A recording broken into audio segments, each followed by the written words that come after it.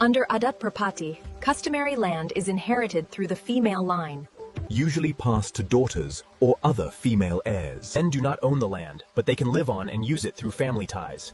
If there are no daughters, it goes to other female relatives on the mother's side. Property in Adat Prapati is divided into three categories: jointly acquired property, wife's personal property, and husband's personal property. The land can also be used for housing, agriculture, and family economic activities according to customary rules.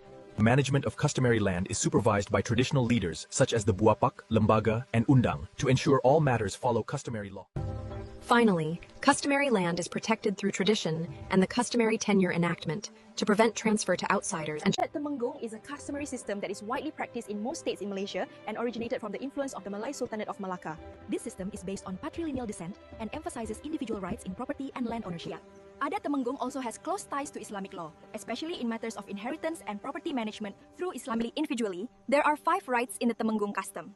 First, individual ownership rights. Land custom, land is usually owned individually and not jointly by a tribe or family. The owner has full rights to the land and can determine its use and management according to his own wishes, as long as it complies with the law. Second, the right to sell and transfer land. Landowners have the right to sell, transfer, or assign land ownership to another party. This process is done through official procedures set by the land authority.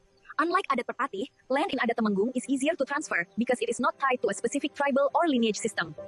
Third, inheritance rights. Inheritance rights in the Temenggung custom usually follow the Faraid law for the Muslim community. The distribution of deceased's estate is as follows.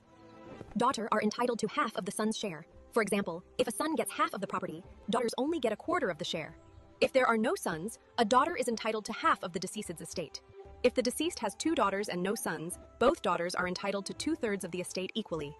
The wife or wives of the deceased are entitled to 1/4 of the estate if there are no children in the marriage. If there are children, the wife or wives are only entitled to 1/8 of the estate.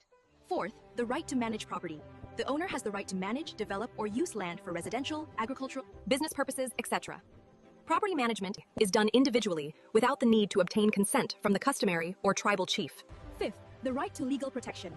The right to own land in Adat Temenggung is protected by national land laws such as the National Land Code and Islamic Inheritance Law or Faraid Law in Islam.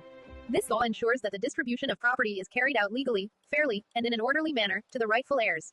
Land is not just soil, ikab. It carries identity, ancestry, and survival. In Sabah and Sarawak, native customary rights protect generations of indigenous communities. Without recognition, culture disappears with the land. I carry laws of inheritance, but land carries memories. When ancestral land disappears, generations lose more than property. They lose identity.